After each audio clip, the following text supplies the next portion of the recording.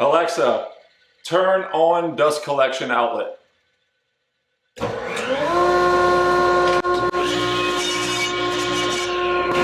Alexa, turn off dust collection outlet. So I'm going to use three things to do this project. One, Samsung SmartThings hub. Two, an Echo Dot. You can get those from Amazon. They are made by Amazon. Very easy to buy, very cool device. Three, I have a Z-Wave compatible wall outlet. All three of these items, I'm gonna leave a link in the description. All right, so what we're gonna do now is we're gonna unbox the Samsung SmartThings hub. I've already installed the wall outlet for my dust collection system. I'm not gonna put that into a video. I encourage you to call an electrician to do that work if you're not experienced or don't know exactly what you're doing. I didn't want to put it in the video because I'm not qualified to show you how to install a wall outlet. So I encourage you, if you're not familiar with it and you're fooling with electricity, I encourage you to call a certified, licensed electrician. Those guys know what they're doing and it's gonna keep you safe. As I unbox it, I have the Samsung hub. It's like a little white rectangle looking thing. There is an Ethernet cable. You're gonna need this to plug into your home router or switch, whatever you have. A power cord that plugs into the wall and then connects to your SmartThings hub. Two sets of AA batteries. These batteries go in the hub because when you lose power or if you need to pair a device, you can unplug it from power and these batteries will allow the Samsung SmartThings hub to continue to run. So I already have a SmartThings hub inside of my home. I'm inside my workshop. I do not have one here. You may ask yourself, well, why don't you just use the one in your home? Well, you can't because it's too far away. The Samsung SmartThings hub communicates with all of the end devices wirelessly via proprietary protocols such as Z-Wave, Zigbee, or Insteon. There may be more like X10 that could work in the Samsung SmartThings hub. I don't know. The three primary ones are Z-Wave, Zigbee, and Insteon. Z-Wave, out of those three, is the most widely adopted with all of the major manufacturers. All right guys, I have the batteries installed in my SmartThings hub. I'm going to take it over to where I have all of my electrical equipment or all of my electronic computer networking equipment, and I'm going to plug it in to the wall outlet, plug this Ethernet cable in. The Ethernet cable is going to plug into a switch that I have. You can plug yours into your router, to your switch, whatever you want to plug it into. Once that is done, I'm going to use an app, the SmartThings app. I happen to have an iPhone. You can download this for free on the Apple App Store. You need this app in order to install or configure your Samsung SmartThings hub. It's very easy, it's not hard. I already have an account because I already have a Samsung SmartThings hub in my main home. All I have to do is add this to my existing account. However, I do have to create a new location. You cannot have two hubs in the same location. This has to do with two things. One is geofencing. You can set a radius around your location so that way when you drive up into that radius, your lights can turn on, certain things can happen, scenes and automation and all kinds of fun stuff. But you can create a new location within your same account. I'm gonna create a new location called Workshop, which is where this Samsung SmartThings hub is going to reside. So I have the SmartThings hub plugged in, connected to the Ethernet port on my switch, connected to power, where I have all of my networking equipment in the corner of my shop. You may be asking yourself, why do I need a computer to configure my SmartThings hub? Well, I don't. You configure the SmartThings hub from your iPhone, but since the iPhone does not have a easy way to do a screen capture or a screen record, I use my computer, I connect my iPhone to my computer, and I use QuickTime in my computer in order to do a screen capture on my phone. I'm sure that there's other ways to do it, but this was the quick and easiest way for me to do it. My phone is not jailbroken. I'm a good citizen. I try to follow the rules. It's not jailbroken. So I don't have a way to do a screen record. I'm doing the screen record for you guys. I'm gonna throw that up on the video so you can see exactly the process I go through in order to configure the SmartThings hub. Let's get it done.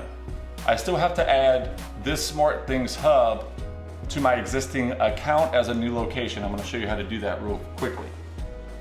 So I'm gonna go to the SmartThings app, click on it. So, as you see here, I already have one installed in my main home that is labeled home. Pretty creative, isn't it? So what I have to do is I have to go here, click on the little arrow on side of home and add new location. I live in the United States, click next. Do you have a hub? Yes, I have a hub to connect. Enter code here.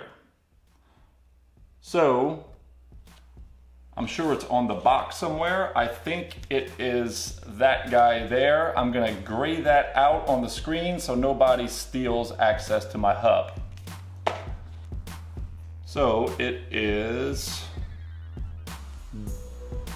blank, blank, blank, blank, blank, and blank.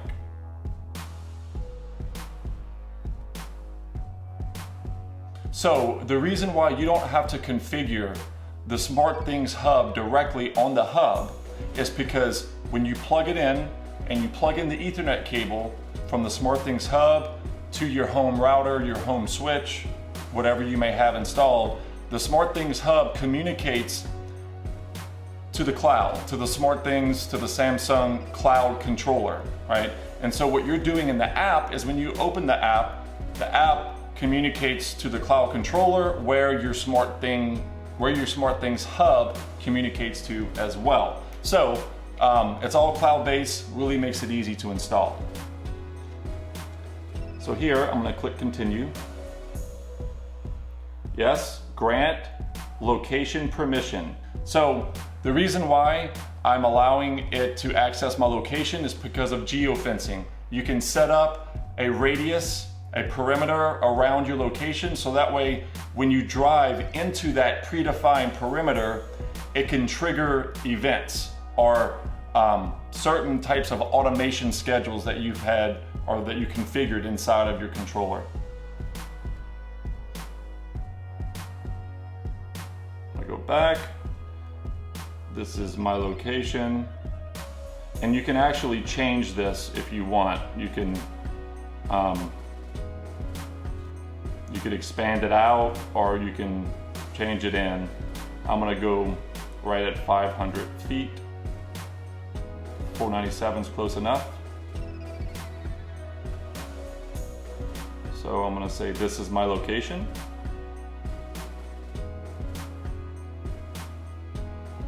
Since I've already connected my hub, everything's good. It's successful. The device is now connected. Done. So what I'm going to do next is I'm going to rename this. I don't want to configure anything yet. I would like to rename it. So I don't want to, this is my iPhone. This mode is home. This one right here has to change. So I'm going to change this to workshop. Done. And done. So there are plenty of videos out there on how to configure this guy. It's super easy. The purpose of this video is to show you how to use Alexa in conjunction with the smart. I'm having trouble connecting to the internet. You see, I just Look at the help section in your Alexa app. I just actually triggered her because I said her name. I didn't mean to.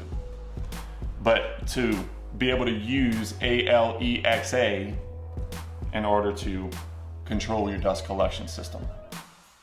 Now, what I'm going to do is add my Z-Wave compatible electrical outlet to the SmartThings hub / controller. So online, my home, add a thing. Let's go with that. All right, so it picked it up automatically. I didn't have to add it manually. There's a button on the front of the outlet that you press 2 times consecutively.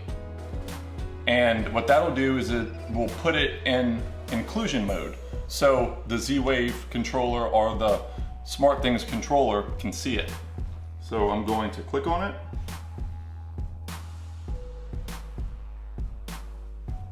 I'm going to rename the device to Dust Collection Outlet. Click done and click save. Okay. All right. So what I'm going to do here is I'm going to turn it off, and then I'm going to go over to my dust collection system and turn on the power. So that way, when I turn the outlet on, it should work. All right, so in order to verify that the outlet is functioning properly, I turned on my dust collection system, turned the outlet off. So now I'm going to turn on the dust collection system, turn on the outlet in order for the dust collection system to turn on.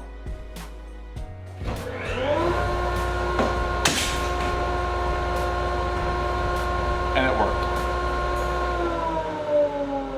I'm not sure what the hell fell over there. I think it was one of my tools. All right, so now what I'm gonna do is add the Alexa dot. If I say her name, she's gonna say that she doesn't understand me. Watch. Alexa, are you there? Yes, I'm here. I listen once I hear the wake word. Well, she's there. All right, so what I'm gonna do now is I'm going to add the SmartThings controller to the Echo.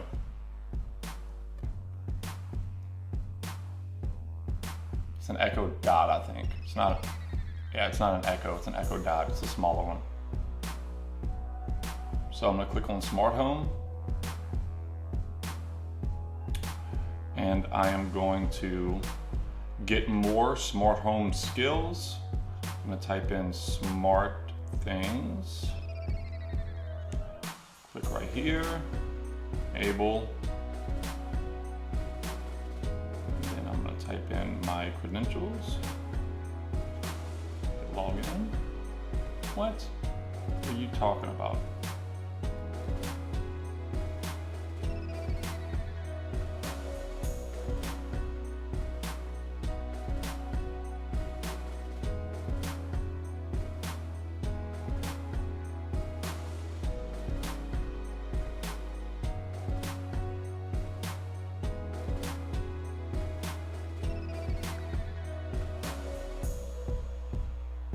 So now I'm going to discover devices.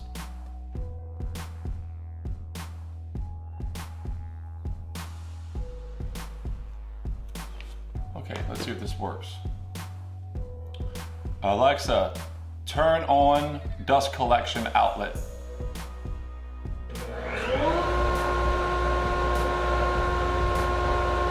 Alexa, turn off dust collection outlet. That is awesome. All right, everyone, that's a wrap. The 3 devices I used in this project will be included in the description of this video. If you want to help me out without any additional cost to you, click on those links. If you plan to buy any of these 3 items, it's going to bring you to Amazon. You're going to pay the same price that you would normally, except Amazon throws me a kickback for sending them the traffic. Hit me up on Facebook, Instagram, Twitter, or my website where you can subscribe to my newsletter for free giveaways, contests, all kind of stuff. And don't forget, imagine, create, share.